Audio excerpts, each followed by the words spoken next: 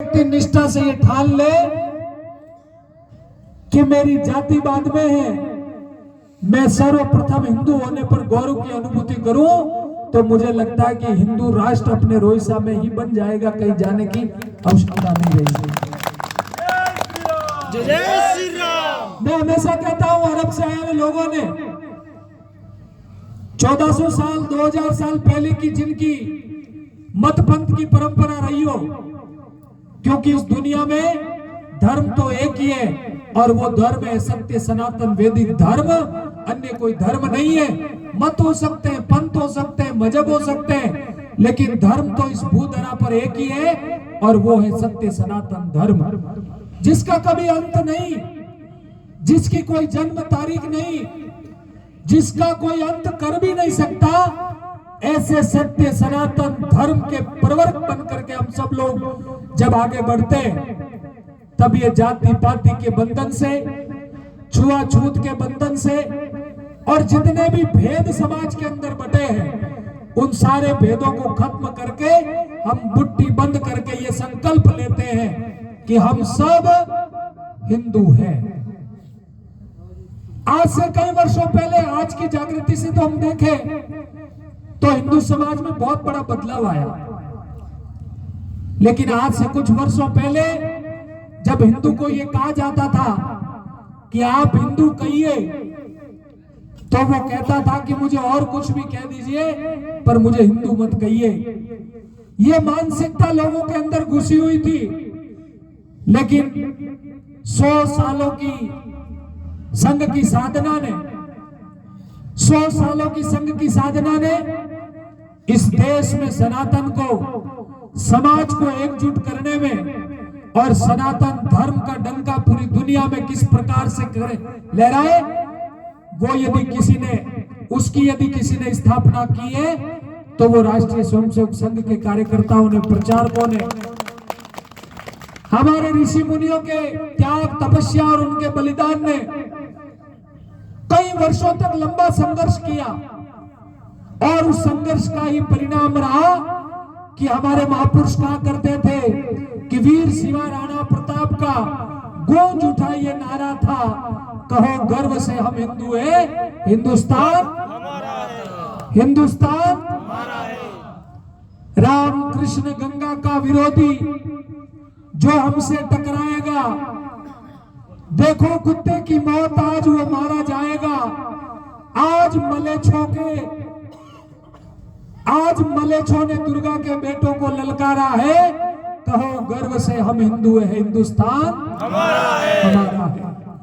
आज जब हम गौरव करते हैं कि हम इस सत्य सनातन संस्कृति को मानने वाले लोग हैं, तो हमारे 5000 साल पहले के इतिहास में वेद व्यास जी ने लिखा, दुर्लभ भारतीय जन्म मनुष्य तत्र दुर्लभम, यानी कि भारत की भूमि में जन्म लेना ही दुर्लभ है और हम सब लोग तो परम सौभाग्यशाली है कि हमें सत्य सनातन संस्कृति वैदिक धर्म में जन्म लेने का परम सौभाग्य प्राप्त हुआ है। भारत से बाहर कहीं भी जाएंगे, अन्य देशों में ऐसी कोई परंपरा नहीं है कि वहां की स्त्री को मां लक्ष्मी का स्वरूप देकर के चलते हैं। उस गाय में भी हम 33 कोटि देवी देवताओं का निवास मानते हैं। स्वामी विवेकानंद जी जब सदियों पहले अमेरिका में गए और अमेरिका में पत्रकारों ने स्वामी जी से पूछा कि हमने सुना है आपका देश बहुत पवित्र है और भारत में किस पशु का दूध सबसे अधिक प्रसिद्ध है, तो स्वामी विवेकानंद जी ने कहा कि भैंस का दूध। पत्रकारों को आश्चर्य लगा कि गौ माता की इतनी पूजा होती है और ये स्वामी जी जो भारत का प्रतिनिधित्व करने के लिए आए, ये तो भैंस के दूध को प्रसिद्ध बता रहे। तो पत्रकारों ने वापस पूछा कि हमने सुना है कि आपके तो वहां गाय का दूध बहुत प्रसिद्ध है। तब स्वामी जी ने कहा कि आपने हमें पूछा था कि किस पशु का दूध प्रसिद्ध है।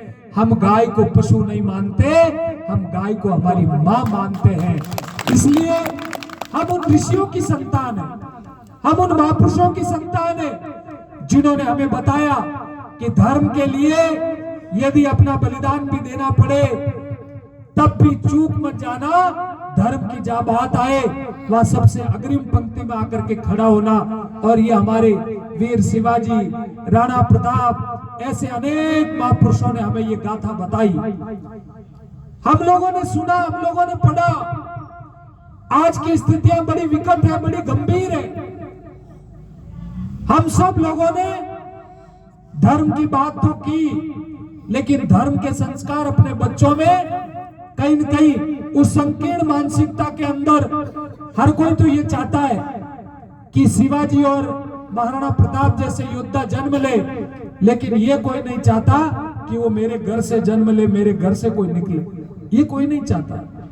हर कोई चाहता है कि मेरे पड़ोस के परिवार में या मेरे गांव से कोई ऐसा योद्धा निकल जाए, लेकिन मेरे घर से कोई निकले ऐसा कभी संभव नहीं हो पाता है। मगर एक प्रत्येक व्यक्ति को ये चिंता करनी पड़ेगी। जहां हिंदू बहुसंख्यक था, वहां आज हिंदू राजस्थान में भी कई ऐसे क्षेत्र हैं जहां हिंदुओं की दुर्दशा है। और भारत की तो हम बात करेंगे, मैं 30 साल 32 साल पहले कश्मीर की बात नहीं करूंगा। अभी हाल ही में बांग्लादेश के अंदर हिंदू बहुतायत संख्या में था, लेकिन जहां से हिंदू अल्पसंख्यक होता गया, हिंदू पलायन करता गया, वह हिंदुओं की दुर्दशा आपने देखी होगी। बीच चौराहे पर लटका करके आगजनी के हवाले कर दिया जाता है। ये स्थितियां क्यों पैदा हो रही है? आज हम सब लोग इस बात की चिंता करते हैं कि मैं धर्म की तो चिंता करूं, लेकिन उसमें कहीं न कहीं मेरा स्वार्थ आगे आए। लेकिन धर्म में जब स्वार्थ निमित्त होता है, तब सजनों धर्म की दुर्गति होती है। अपने स्वार्थ को पीछे रखना है। धर्म की बात आए तो सबसे अगली पंक्ति में आकर के खड़ा रहना है। यह आज के विराट हिंदू सम्मेलन का प्रतीक था। आज का विराट हिंदू सम्मेलन यह संदेश करता है कि जब धर्म की बात आए तो आपके ये दूसरी सारी चीजें कहीं पीछे रहेगी, लेकिन धर्म के लिए हम सब अपनी जात पाति इन सब को छोड़ करके, इनसे ऊपर उठ करके मैं हिंदू हूं और हिंदू धर्म के लिए, सनातन धर्म के लिए मैं मेरे जीवन को खपा करके सबसे अग्रिम पंक्ति में आकर के खड़ा रहूंगा। ऐसा लक्ष्य भी आज के दिन आप सबको लेना है। ऐसा संकल्प भी आपको आज के दिन लेना है। हम देखते हैं इन बच्चों में शिवाजी की मां का नाम पता आप सबको? जीजाबाई। जीजाबाई 7 साल के शिवा को लेकर के जब जंगल में जा रही थी और उस मार्ग पर कुछ लोग सामने खड़े दिखाई दिए और जीजाबाई को उन लोगों ने कहा कि आपके 7 साल के बच्चे को लेकर के आप जंगल में जा रही हो, लेकिन आगे एक जंगली शेर बैठा है। आपके और आपके बच्चे को उस शेर से खतरा, आप उस मार्ग पे मत जाइए। मां जीजाबाई ने एक बार तो सोचा, लेकिन फिर मन में विचार आया कि इन लोगों ने जो बात कही वो शिवा ने सुनी है, और अब यदि मैं शिवा को लेकर के नहीं गई तो जीवन भर शिवा के मन में रहेगा कि इस धरती पर कोई शेर है जिससे मुझे डरना चाहिए। जीजाबाई ने शिवा को लेकर के उसी मार्ग से उस जंगल की ओर निकली और आगे वही जंगली शेर वहां खड़ा था। वो जोर से गरज करके उनके सामने खड़ा हुआ।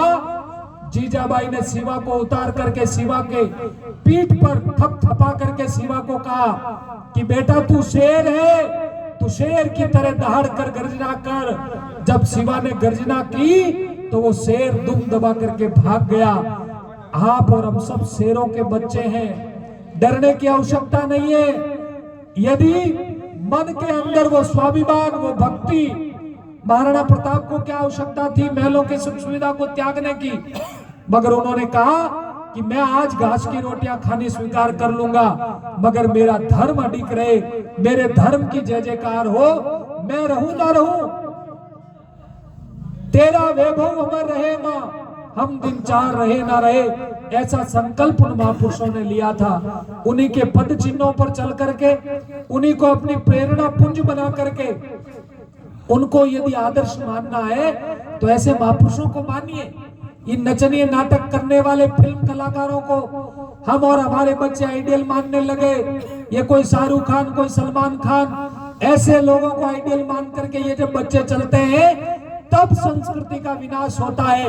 जिस दिन ये बच्चे सोच लेंगे कि मेरा कोई आइडियल है तो वीर शिवा राणा प्रताप है, मेरा कोई आइडियल है तो वो भगत सिंह है जिसने 23 साल की उम्र में हंसते हंसते फांसी के फंदे को स्वीकार किया, मगर देश के स्वाभिमान को कभी घटने नहीं दिया।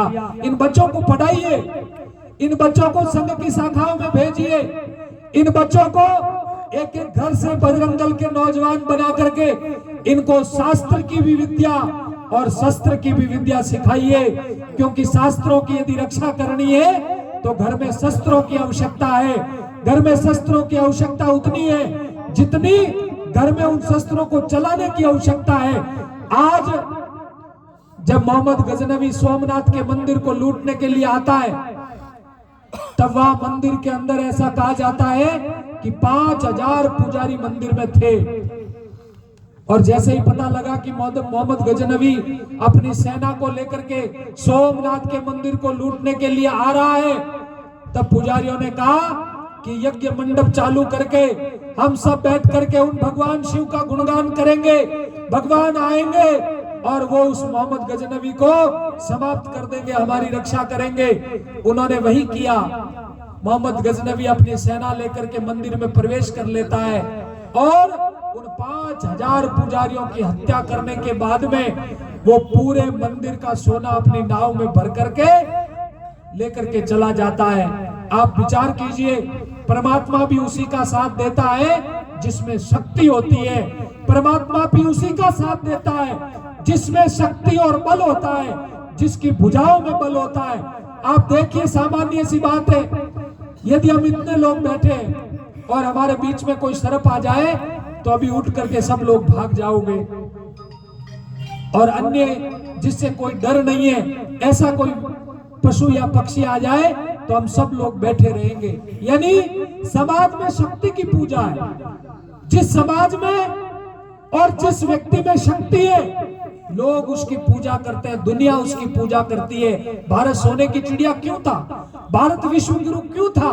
क्योंकि भारत में वो शक्ति थी जो दुनिया को जीना सिखाती थी, दुनिया को बताती थी कि इस धरती पर यदि रहना है तो इस धरती पर जीना और आंख खोलनी कैसे है, वो हमारे सनातन धर्म ने बताया है। उसके वंशज, उसके पद चिन्हों पर चलने वाले लोग आप और हमें, मैं आप सभी से ये आह्वान करूंगा कि घर में अच्छा शस्त्र रखे, इन बच्चों को शस्त्रों की शिक्षा दे, शास्त्रों की शिक्षा दे और इन बच्चों को बताए।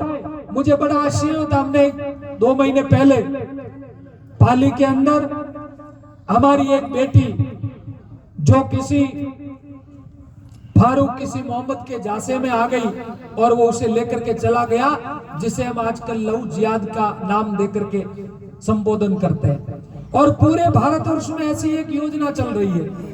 हम जब उस बेटी को प्रयास करके वापस लेके आए और पाली में जब हम लोग बैठे थे, मैं भी बैठा, पुलिस के प्रशासनिक अधिकारी बैठे, और उस बेटी ने कहा अपने मुंह से कि मैं तो वापस आ गई, लेकिन दुर्भाग्य की बात यह है कि मेरी उम्र 23 साल की है और मैं 15 दिन पहले इसके पीछे गई थी। 15 दिन में इन्होंने मुझे पूरी कुरान की आयतें, नमाज कैसे पढ़ी जाती है, हमारे इस्लामिक परंपरा की नियम कौन सी धारा प्रवाह में चलते हैं, मुझे 15 दिन में इन लोगों ने बता दिए। मुझे 23 साल की उम्र में मेरे घर वालों ने कभी ये नहीं बताया कि गीता के पहले पाठ का क्या संदेश है। दोष किसका है? आप और हम दोष देते हैं दूसरों को नहीं। ये दोष, इसके दोषी हम लोग हैं, क्योंकि हम बच्चों को धर्म का पाठ कभी पढ़ाते नहीं है, बच्चों को ये बताते नहीं है। बच्चों को जरूर, यदि वो जिद कर लेगा तो उसको 50,000 का आईफोन दिलवा देंगे, 1 लाख का आईफोन दिलवा देंगे, जिससे वो बिगड़ करके धर्म का विनाश करते हुए, परिवार का नाम खराब करते हुए कहीं जाकर के बैठेगा और आप हाथ पे हाथ धरे हुए बैठे रहोगे, उस बच्चे को धर्म की शिक्षा दीजिए। मैंने ये नहीं कहता कि आप मत दिलवाओ, लेकिन उसको दिलवाने से पहले उसको धर्म की दीक्षा और शिक्षा दीजिए, ताकि वो दिलवाने के बाद में वो कहीं बिगड़े नहीं, वो गलत राह पर नहीं चले, वो धर्म का अनुसरण करते हुए आपके और धर्म की जय जयकार करवाते हुए समाज में आगे बढ़े, यश और कीर्ति आपकी फैलाए। इसलिए इस आने वाली पीढ़ी को बचाने की आवश्यकता है। ये पीढ़ी यदि हाथ से निकल गई तो आपका सब कुछ चला जाएगा। ऐसे सम्मेलन, ऐसे संदेश समय समय पर इस धरती से निकलते रहे, ताकि इन बच्चों को पता लगे कि सनातन संस्कृति की इस छांव के नीचे हम सब लोग बैठ करके अपने जीवन का यापन करेंगे। मैं पुनः आपके पूरे ग्रामवासियों को खूब खूब साधुवाद देता हूं, और विशेषकर जिन कार्यकर्ताओं ने इतने दिन से अपने क्रम में तन मन और धन से इस कार्यक्रम को और भव्य बनाने में अपनी सहभागिता निभाई, इसके लिए मैं आपका खूब खूब साधुवाद व्यक्त करता हूं। परमपिता परमात्मा और राम जी के चरणों में आप सब करता हूं कि आप सबका मंगल हो, आने वाली पीढ़ी और आप सब लोग धर्म का अनुसरण करते हुए आगे बढ़े, ऐसे में आप सबके लिए प्रार्थना करता हूं। सर्वे भवन्तु सुखिनः, सर्वे सन्तु निरामया, सर्व भद्राणि पश्यन्तु, मां कश्चित् दुःख भाग भवेत्। बोले सतगुरुदेव की जय हो, भारत माता की जय हो, सत्य सनातन धर्म की जय हो, सत्य सनातन धर्म की जय हो, सत्य सनातन धर्म की जय हो। नमो पार्वती पतिये हर हर महादेव शंभो।